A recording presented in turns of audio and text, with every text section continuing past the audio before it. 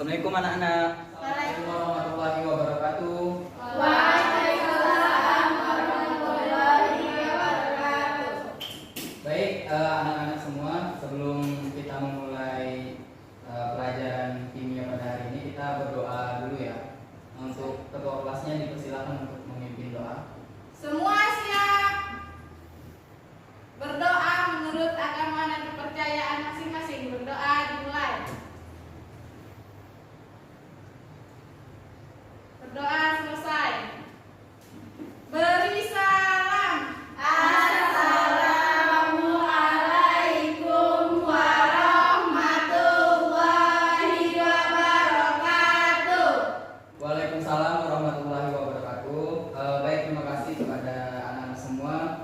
Di sini bagaimana kabarnya hari ini? Sehat ya, alhamdulillah. Oke, sebelum Bapak melanjutkan pelajaran hari ini, Bapak mau ngecek lokasi tempat kalian belajar dulu. Sampahnya masih ada. Coba Desma ambil dulu sampahnya. Ya, langsung dibuang ke tong sampah ya. Oke.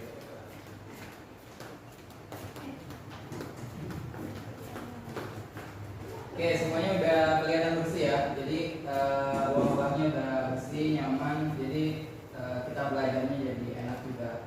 Baik, di sini Bapak lanjut untuk mengecek kehadiran anak-anak Bapak semua. Untuk yang Bapak panggil silakan bilang hadir. Fitriyanti, Hadir Pak. Isnaini Puji Rahayu, Hadir Pak. Indah Sapitri, Hadir Pak. Desma Linda, Hadir Pak. Nada Fitri Rahman, Hadir Pak. Sri Optika Dija Gultom, Hadir Pak. Marta Febriza, Hadir Pak. Bulan. Hadir Pak. Oke, alhamdulillah hari ini hadir semua ya. Baik, di sini kita lanjutkan materi kita pada hari ini itu mengenai materinya adalah asam basa. Mungkin anak-anak semua silakan dilihat pada layar PPT di depan.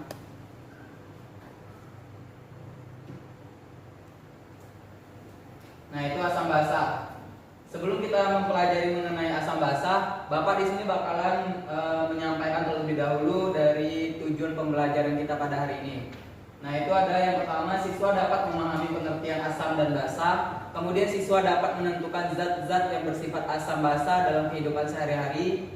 Kemudian juga siswa dapat membedakan konsep asam basa menurut Arrhenius, Bronsted-Lowry, dan Lewis. Kemudian siswa dapat menentukan bahan alam yang dapat digunakan sebagai indikator.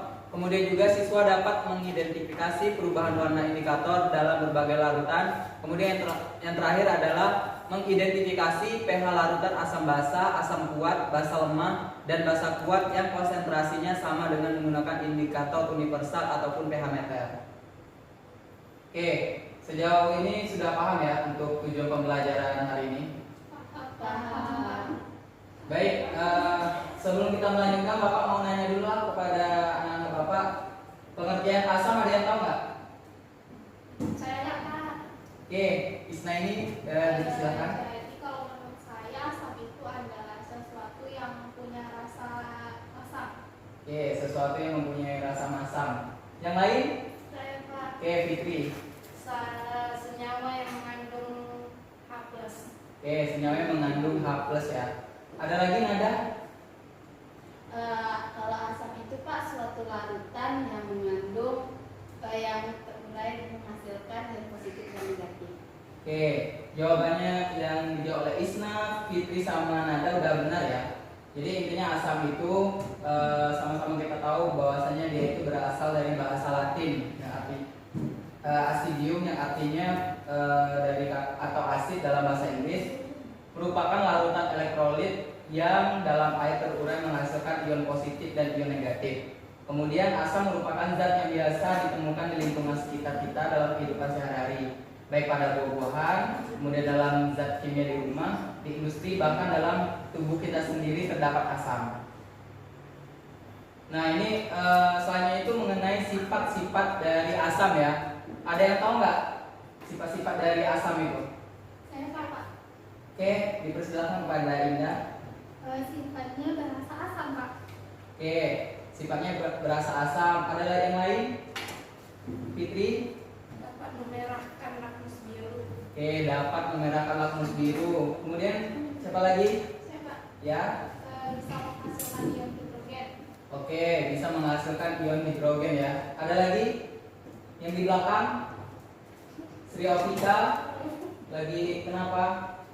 Ayo diperhatikan ya Sri Optika. Ini mengenai sifat dari asam. Ayo, menurut Sri Optika sifat dari asam yang sudah selain disebutkan oleh teman-temannya tadi apa lagi? pH-nya di bawah 7 Pak. Oke, pH-nya di bawah 7 ya. Ada lagi yang di belakang? Kak, Oke, Desma. asamnya bersifat elektrolit. Asamnya bersifat elektrolit. Oke. Intinya yang disebutkan anak-anak Bapak sudah benar semua ya, dan bisa dilihat di layar PPT yang sudah Bapak buka. Itu ada bersifat asam, masam, kemudian bersifat korosif, kemudian mengubah kata lakmus biru menjadi merah, kemudian bersifat elektrolit, kemudian menghasilkan ion hidrogen H+. Oke, kita lanjut ya. Kemudian contoh dari asam. Ada yang tahu nggak contoh dari asam? Saya Kak, Oke, Desma. seperti buah jeruk, nanas, sama cuka. Oke. Nada? Tomat, terus contohnya boleh bebas kan Pak? Boleh. Atau buah. Boleh. Yang penting kan tadi sudah disebut. Bersifat asam. Vitamin C. Ya. Tomat. Terus belimbing kerucut itu juga Pak. Oke, belimbing ya. Ya. Ada yang lain? Nanas Mau Pak. menambahkan? Ya, nanas benar. Ada lagi? Mangga. Oke, mangga. Ada lagi? Oke, yang sudah disebutkan itu benar ya. Contoh dari asam itu ada dari segi buah-buahan rata-rata ya, sudah disebutkan tadi. Oke, di sini dapat dilihat dari jenis asam. Itu ada asam askorbat, termasuk ke dalam asam lemah, terdapat pada buah-buahan. Kemudian asam karbonat, itu jenisnya asam lemah. Kemudian terdapat dalam minuman berkarbonat. Nah, bisa dilihat dari di layar PPT ya. Tuh, semuanya sudah lengkap. Kita lanjut ke, karena tadi kita udah membahas mengenai asam ya. Selanjutnya Bapak bakalan menanya kepada anak-anak Bapak mengenai basa. Basa itu apa sih? Ayo Marta sama Siopika, kenapa main HP? Ayo diperhatikan dulu ya ke depan. Ayo, basa itu apa? Menurut Marta. Basa itu bisa menetralkan asam Pak. Basa itu bisa menetralkan asam. Oke. Kalau Siopika? pH-nya di atas 7 Pak. pH-nya di atas 7. Oke, ada yang lain yang mau menambahkan? Apa? Mengandung OH. Mengandung OH. Oke, ada yang lain mau menambahkan lagi? Kalau dicicipin pahit Pak. Oke, pahit, benar. Apa lagi? Ada mungkin?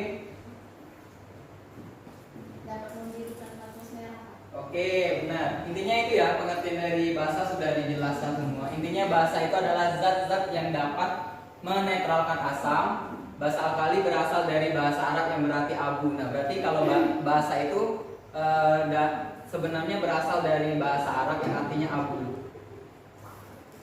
Nah, kita lanjut mengenai ciri-ciri dari basa. Tadi kan sudah mengetahui dari ciri-ciri asam ya. Kita lanjut ke dari ciri-ciri basa. Ada yang bisa jawab?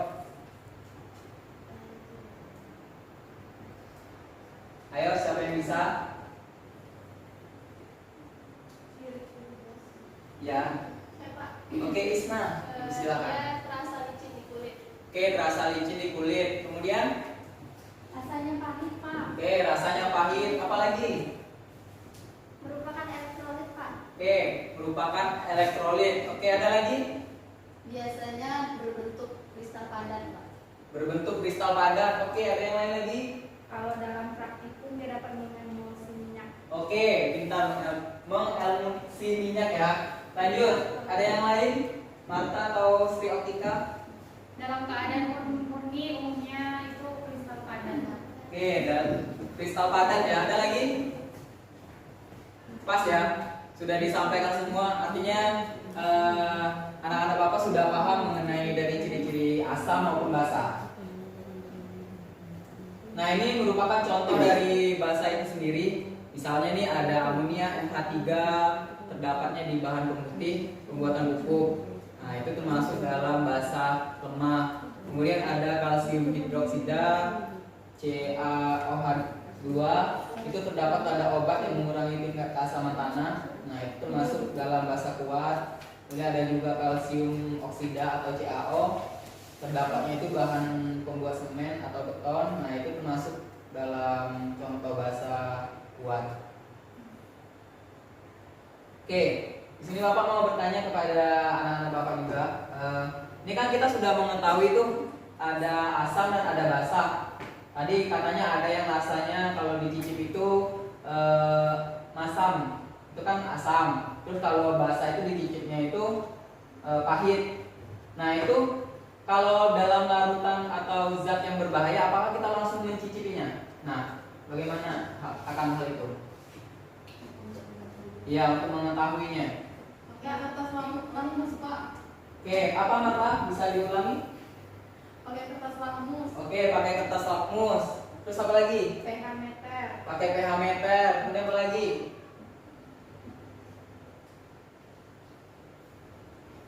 Ayo, pakai apa lagi? Pakai indikator alami bisa nggak?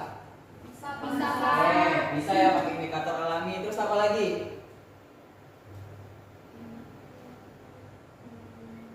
Tadi kan lakmus sudah disebutin, lakmus, kemudian ada indikator alami, kemudian pH meter.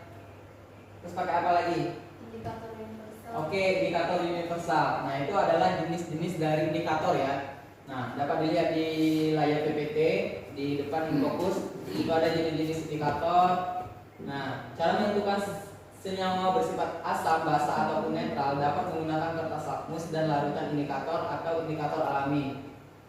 Nah, warna kertas lakmus. Oke. Sebelum Bapak lanjut mengenai indikator, kemudian teori dari asam basa itu sendiri, Bapak di sini akan membentuk kalian ada 3 kelompok.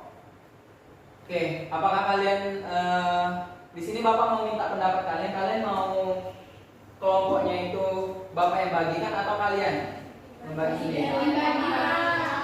Oke, dibagi ya. Oke, untuk kelompok 1. Oke, karena di sini ada orang 8, berarti ada satu kelompok yang 2 orang ya. Untuk kelompok 1 ada Fitri, Ulan sama Marta. Kemudian kelompok 2 ada Tika, Nada, Desma. Kemudian kelompok 3 ada Isna sama Indah. Oke, silakan duduk untuk di kelompoknya masing-masing. Baik, ini kelompok 1, ini kelompok 2, sama kelompok 3.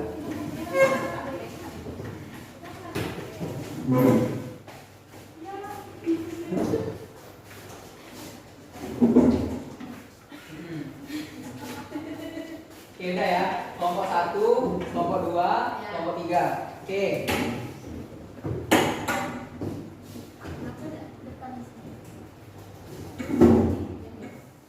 Oke, sudah ya, sudah terbentuk 3 kelompok. Baik, Bu Titi mungkin bisa nada ke depan. Iya. Di sini Bapak akan menjelaskan aturan mainnya. Nah, aturan mainnya itu adalah nanti Bapak bakalan memberikan ke masing-masing satu kelompok itu ada kartu soal, 3 kartu soal.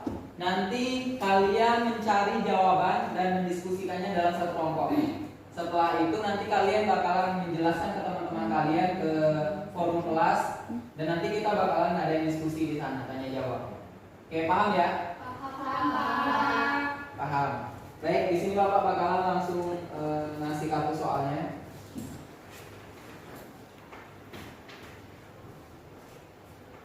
Oke, ini kelompok 1, kelompok 2, sama kelompok 3 ya. Oke.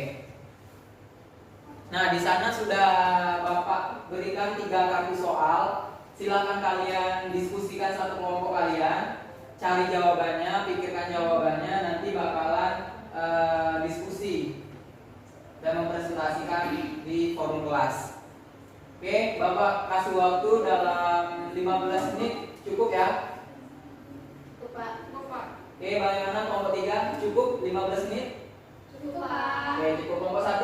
Cukup, Oke, Pak. waktu 15 menit ya, dari sekarang.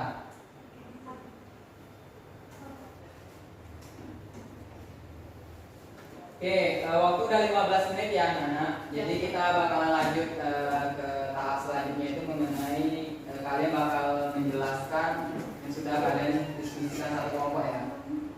Oke, kelompok 3 udah siap tuh?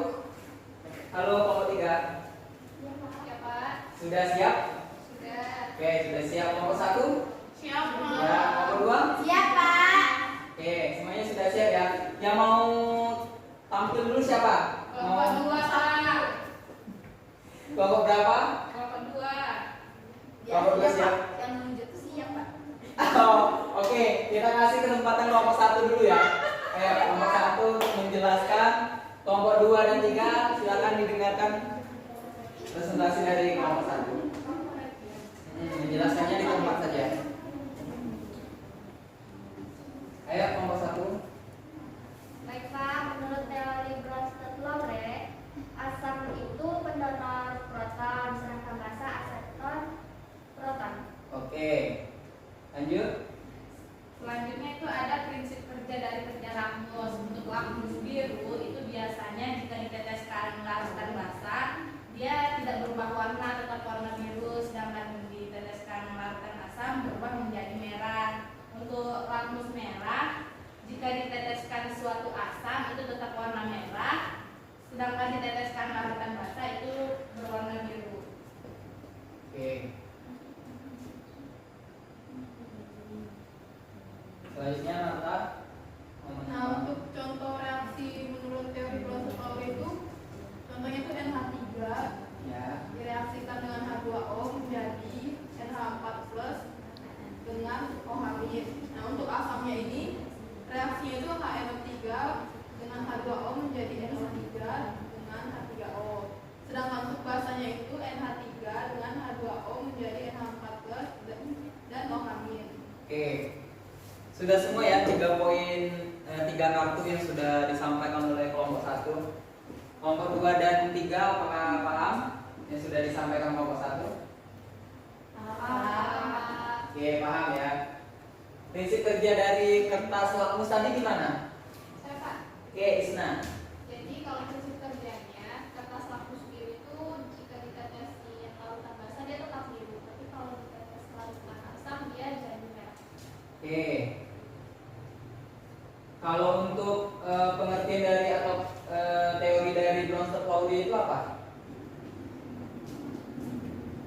Ayo, yang sudah disampaikan tadi. Kalau dia asam bagaimana? Kalau basa bagaimana? Ya Pak, jadi teori Bronsted-Lowry itu ada yang asam dan basa. Yang asam itu adalah pendonor proton dan basa itu aseptor dari proton. Oke. Sudah semua ya, bagus. Tepuk tangan untuk kelompok 1 dulu. Oke, kita lanjutkan untuk kelompok berapa lagi? 2 atau 3? Oke, kelompok 2 semangat sekali ya. Ya Pak. Oke, silakan kelompok 2. Yang lain mendengarkan ya. Jadi teori Lewis itu ada dua Pak, asam Lewis sama basa Lewis. Ya. Kalau asam Lewis itu adalah senyawa aseptor pasangan elektron dari atom lain untuk membentuk ikatan yang baru. Sedangkan basa Lewis yaitu senyawa pendonor pasangan elektron untuk membentuk ikatan yang baru. Oke. Nah, Pak, Ya. kalau untuk contoh Lewis itu kan dia ada asam Lewis sama basa Lewis. Yes. Nah, itu kalau digabungin Pak, misalnya seperti H+ ditambah dengan H2O. H+ itu tuh asam Lewis, H2O itu basa Lewis. Nah, itu akan menghasilkan H3O+, Pak. Oke. Pak, Ya, Desma. prinsip kerja dari indikator universal itu dengan cara mencocokkan perubahan warna pada kertas indikator dengan tabel warna atau dengan pH indikator yang ada. Misalnya untuk pH asam itu 0 sampai 6. Kalau untuk netral 7 dan basa 8 sampai 12. Oke. Mantap ya penjelasan dari kelompok 2 sudah jelas sekali. Ini Bapak mau bertanya kepada kelompok 1 dan 3 sudah mendengarkan tadi. Bapak ingin bertanya prinsip kerja dari indikator universal. Ada yang bisa? Itu pH asamnya berapa, pH netralnya berapa, pH basanya berapa? Oke, Fitri. pH asamnya itu 1 sampai 6, untuk netralnya 7, untuk basahnya 8 sampai 12. Oke, mantap ya. Oke, kita lanjut. Tepuk tangan dulu untuk kelompok 2. Oke, kita lanjutkan kelompok terakhir ya, kelompok 3. Oke, silakan kelompok 3 untuk menyampaikan hasil diskusinya. Untuk teori Arrhenius itu asam itu adalah senyawa yang dapat melepaskan H+ dalam air. Kalau basa itu senyawa yang dapat melepaskan OH-.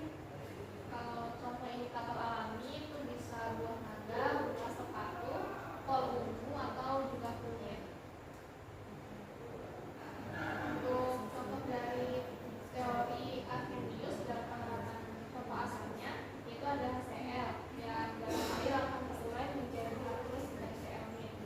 Oke. Oke, Bapak ingin bertanya ya, satu pertanyaan terakhir. Contoh dari indikator alami itu apa? Yang sudah disampaikan kelompok 3 tadi. Contohnya. Pak. Oke, Desna. Buah naga, Ya, buah naga. Bisa apa lagi? kembang sepatu, Kembang sepatu. Apa lagi? Ayo, apa lagi? Ya, Kunyit, kunyit. Ya, apa lagi? melawar, kol ungu. Oke, kol ungu. Ubi ungu, Pak. Oke, ubi ungu boleh ya. Semuanya ungu. Iya. Oke. berwarna hijau. Oke, terakhir tepuk tangan untuk kelompok 3. Jadi, Pak, udah jam mau keluar main. oh ya, mengingat ini sudah di akhir pelajaran dan waktu juga sudah mau habis. Di sini Bapak mau ngadain kuis cuma satu soal analisis. Yang boleh langsung. Ya, Yang boleh. belum, nanti dulu. Nanti bakalan dikasih nilai plus untuk yang bisa jawab ya. Oke, silakan dilihat pertanyaannya di depan layar fokus. Nah, itu adalah soal pertama. Suatu hasil analisa menyatakan sebagai berikut. Ada yang nomor 1 isi lambung pH-nya 2, urin 6, darah pH-nya 7, kemudian buah anggur pH-nya 4, isi jeroan pH-nya 8, kemudian susu sapi pH-nya 7. Nah, pertanyaannya, maka yang merupakan suatu asam adalah Pak, D, Pak. ayo, D, apa aja? Isi lambung, urin, sari buah anggur. Oke. Jawabannya benar atau salah? Benar. Oke, benar ya. Kenapa benar? Pak, Ayo, Nada. karena semuanya itu pH-nya kurang dari 7. Oke, pH-nya di bawah tuh 7. Oke. Kalau seandainya pH-nya misalnya 7, Netral. oke, netral. Kalau di atas 7, Basah. oke, sudah ya. Itu satu kuis hari ini yang mendapatkan nilai plus tadi sudah ada Fitri, kemudian ada Nada. Yang belum dapat nilai plus, tetap semangat. Kita minggu depan ketemu kembali. Jadi mengingat waktu juga, materi juga sudah selesai. Bapak pamit undur diri. Tapi sebelum itu, mohon maaf, Bapak mau memberikan PR ke kalian. Silakan kerjakan itu di rumah, dikumpulkan minggu depan. Nomor 1 sampai 10 pilihan ganda. Oke, Bapak akhiri. Terima kasih untuk pertemuan hari ini.